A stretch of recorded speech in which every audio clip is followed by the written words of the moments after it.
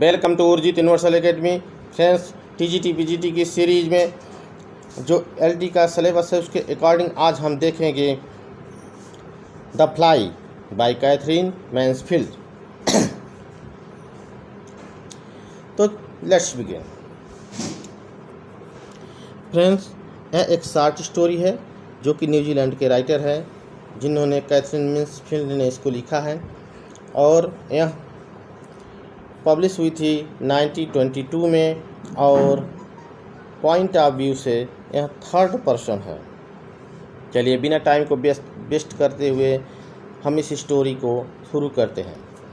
Story शुरू होती है मिस्टर वुडफील्ड जो कि एक ऑफिस में पहले काम करते थे और रिटायर हो चुके हैं, लेकिन वह अब काफ़ी बीमार रहते हैं। इनको भूलने की बीमारी है। इनका ख्याल इनकी वाइफ और इनकी बेटी रखती हैं।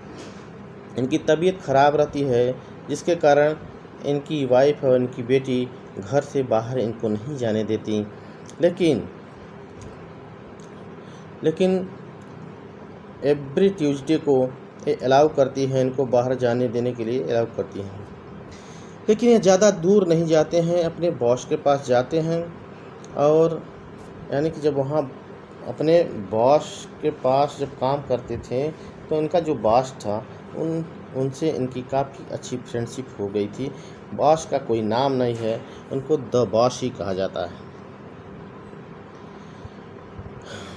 तो फ्रेंड्स, तो इनके जो बॉस थे एवरी ट्यूसडे जब जाते हैं तो अपने बॉस के ऑफिस में जाते हैं तो देखते हैं कि अपने ऑफिस में तो काफ़ी चेंज हो गया था। उसमें फर्नीचर कुछ नए आ गए हैं, सब चेंज हो गए हैं। फिर अपने बॉस के पास जाते हैं, उनसे बातचीत करने लगता है। फिर वह बातों में बोलता है कि अच्छा, मैं तुम्हें कुछ बताने वाला हूँ, बहुत ही इम्पोर्टेंट है, लेकिन मैं भूल गया। फिर से आप जानते हैं कि इसको भूलने की बीमारी है वुडफील्ड की। फिर दोनों बिस्की पीते हैं। फिर बिस्की पीने के बाद वुडफील्ड को याद आता है कि हाँ, मुझे याद आ गया। कहता है कि मैं तुम्हें क्या बताने वाला था। तो बॉस कहते हैं कि हाँ बताओ, क्या याद आ गया है। तो ये बताता है कि जो मेरी बेटी है वह बेल्जियम कुछ दिनों पहले घूमने गई थी। जो बेल्जियम में मेरा बेटे का कब्र है वहाँ वो गई थी। और यह भी बताते हैं कि आपका बेटे का जो कब्र है वह मेरे बेटे कब्र के पास है। एक्चुअली जो वुडफील्ड और द बॉस जो दोनों के बेटे हैं वर्ल्ड वॉर फर्स्ट में मारे गए थे बेल्जियम में, और उन लोगों को वहीं पे दफना दिया गया था। ये बात सुनकर द बॉस जो हैं अचानक बहुत ही अपसेट हो जाते हैं, उदास हो जाते हैं। और फिर वुडफील्ड ये बताते हैं कि वो वहाँ पे जब मेरी बेटी गई थी कि वहाँ पे जो लोग थे कब्र के पास वो काफ़ी अच्छे से देखभाल कर रहे थे। फिर वुडफील्ड कुछ और बातें करता है तो फिर वहाँ से चला जाता है। फिर जो द बॉस था बहुत ही अपसेट हो जाता है, अंदर ही अंदर बहुत उदास हो जाता है और उसने यह डिसाइड किया था कि मैं अब नहीं रहूँगा।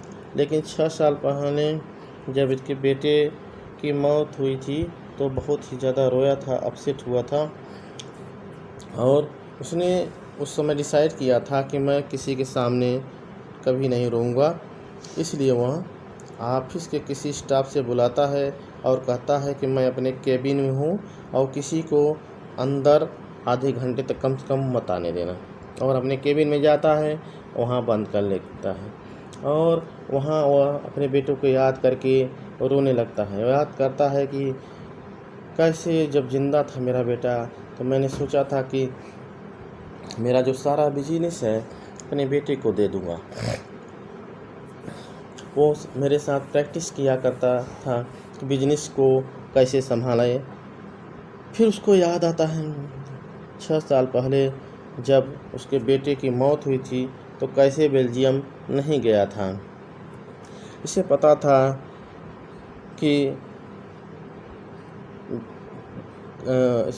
कि जब उसके बेटे को दफनाया गया था तो उसको बेल्जियम वो देखने नहीं गया था। क्योंकि उसे पता था कि जब मैं अपने बेटे को देखूंगा तो मैं अपने आप को खुद को संभाल नहीं पाऊंगा। फिर उसके केबिन में उसके एक बेटे की एक फ़ोटो लगी थी। वह देखता है और बहुत उदास हो जाता है, अपसेट हो जाता है, रोता है। फिर ये सब सोच ही रहा था कि उसका ध्यान एक इंक पॉट पे जाता है, यानी कि जिस डब्बे में इंक रखते हैं उसको इंक पॉट कहते हैं। और देखता है कि इंक पॉट था जिसमें एक मक्खी गिरी हुई थी, एक फ्लाई गिरी हुई थी और वह कोशिश कर रही थी उससे बाहर निकलने के लिए। दबाश उसको बहुत बड़े गौर से देखता है उस मक्खी को और देखता है कि कैसे हम मेहनत कर रहे हैं इस इंक पॉट से बाहर निकलने की स्ट्रगल कर रही है, अपने पैरों को ऊपर की तरफ बढ़ा रही, खींच रही।